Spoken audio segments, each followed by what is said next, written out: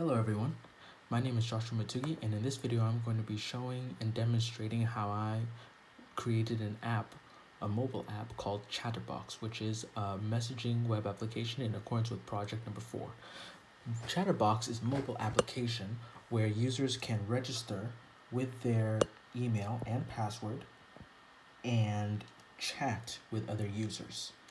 So this project has been created with Android Studio, and it has been collaborated with, connected with Firebase.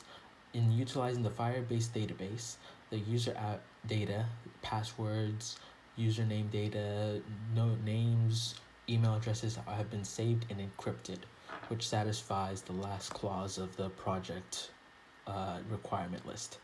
So, in order to run the project, download Android Studio, the latest version, and after you have downloaded it and opened it, what you're going to want to do is you're going to want to go to File, New Project.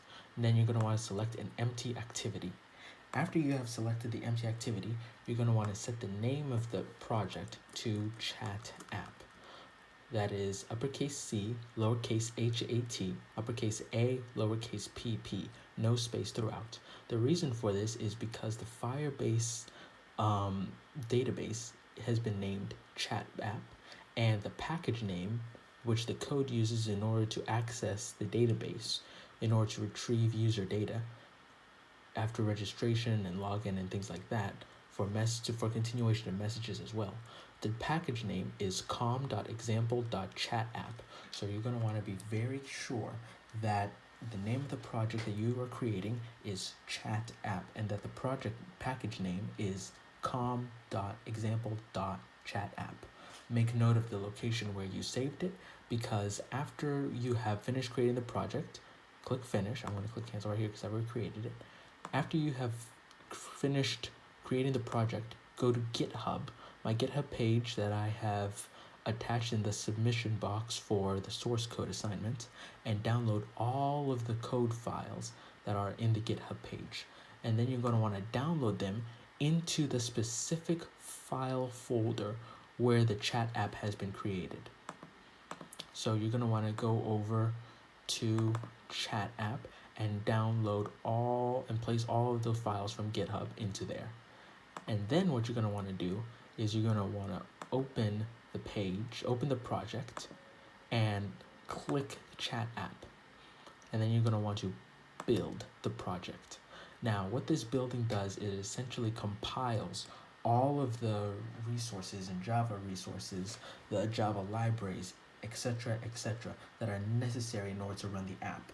Hopefully, depending on the system, the build should not take that long, maximum 45 seconds or so. This one thankfully took 10 seconds, and the reason why I know it's finished is because in addition to saying build successful in 10 seconds, in the lower left corner right here, it has said Gradle build finished in 10 seconds. So what I'm going to do after it has been built is I'm going to want to click the green button Run. After making sure that the chat app has been highlighted, click the chat app, click Run, and what will happen is, in accordance with Android Studio protocol, Google Pixel-like phone will appear on the screen. This is for the simulation environment. It will get set up, and in order to run the app, it will get set up appropriately with the correct data, run the correct code, and you should be seeing a registration screen such as this one right here. Now, what we're going to want to do is we're going to want to take note of the fact that there are 4 boxes in the registration screen. There is the username box, that is the first box, the password box, that is the second box, the email address box, that is the third box, and the first name, last name box, which is the 4th box. If you'll remember from the project demands, the user registers with their email and password with a unique username, but they can also add their first and last name to the account. So for registration, this allows the user to input all 4 of those parameters into the application. So we're going to want to register. Let's have some fun. Let's register as Superman, all caps. Password, Krypton. Email address, Clark Kent at dailyplanet.com. First, last name, Clark Kent. So, if you'll remember, the username is Superman, all caps. The password is Krypton with a uppercase. It has been encrypted and saved for privacy. Clark Kent at dailyplanet.com is the email address for this specific user, and Clark Kent is his first and last name. So after this, click the blue button and in order to access the register button right there. Now you will see loading happen, and then right here you will see above the spacebar you will see registration successful. After you see that registration successful, click this lower bar right here, this down bar right here, and then click here to log in. Now, you're going to want to log in with the same username and password that you just registered. So, Superman, and the password is Krypton. You're going to want to click login, and then you're going to see that there are already users within the chat room. Now, this I designed in order so that the user is not confused when they register as a new person and see that there is no user within the chatting application. I wanted to make sure that it was as easy for them to understand as possible. So if you'll notice, these names right here for these users are their unique usernames. In accordance with the project demands, a user can search for another user by their username and send a text message to the receiver. As long as the user knows the name of the username of the receiver, they can send any message to that person. That is what we are seeing right here. We are seeing that there are two separate usernames because these are the usernames for the users that I registered personally. I registered one with the username of Batman and another registered with the username of Paula. So if we want to send a text message to either Batman or Paula, let's say Batman, we double click the username, which will launch a chat box and a messaging room, so to speak.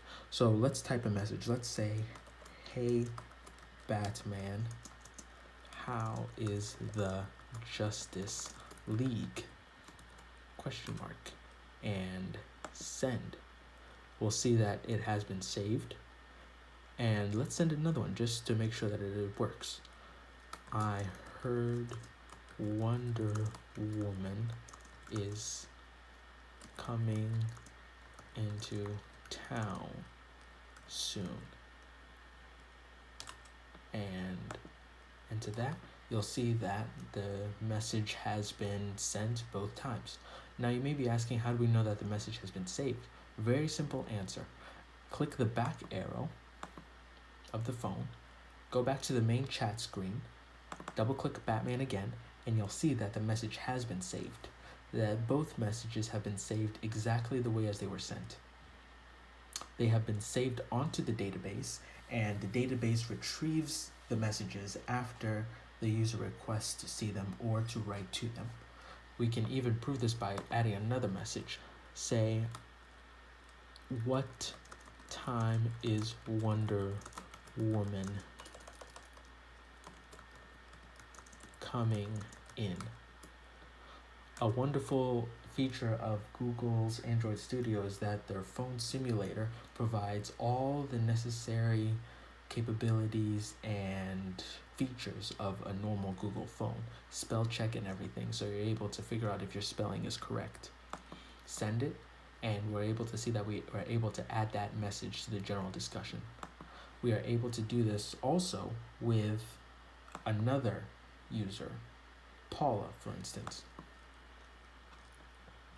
Let's just write, "Hey Paula, how are you doing?"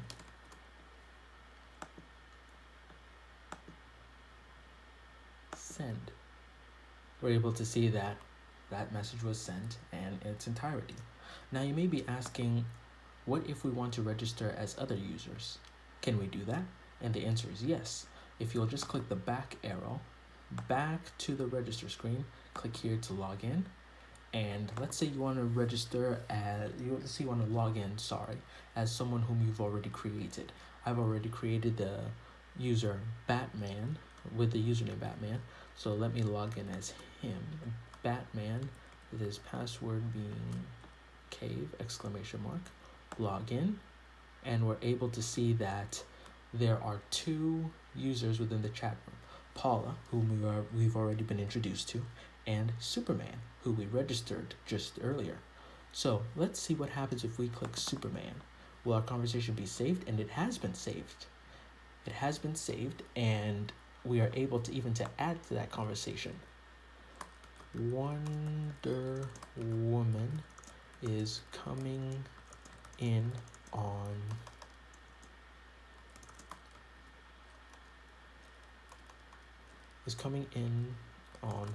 Wednesday. So we're able to see that not only has the message been saved from Superman, but we're able to add to it in the general discussion as well. And we're also able to interact with other users. Paula. Since this is another user, Batman, it has not saved the conversation that we had written previously with Paula. So, hello, Paula.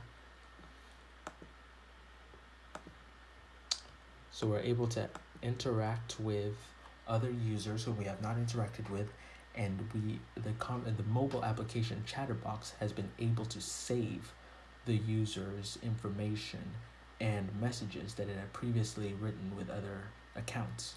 So, all in all, unfortunately, I was not able to design this app for iOS systems. So unfortunately, it's only compatible with Google systems, and subsequently must be used with Google's Android Studio.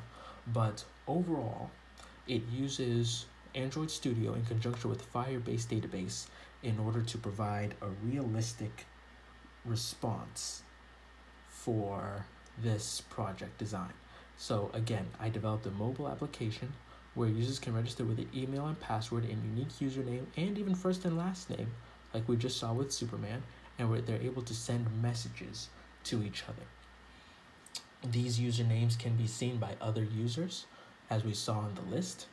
We're able, if we go back to the application, we're able to see that the list of users has been set up right there so that the user can send a list to whoever they want, can send text messages to whoever they want. All they have to do is just look up the username of the person that they want to send it to, and they're able to send that text message. The application is a mobile application, and its passwords are encrypted in the database. So thankfully, this has been a wonderful project, and I've enjoyed it very much. The mobile application Chatterbox is now ready to be processed. Sorry about that. And yes, you all have a good day. This has been Joshua Matugi designing the Chatterbox, and I hope you have a wonderful day. Take care. Bye.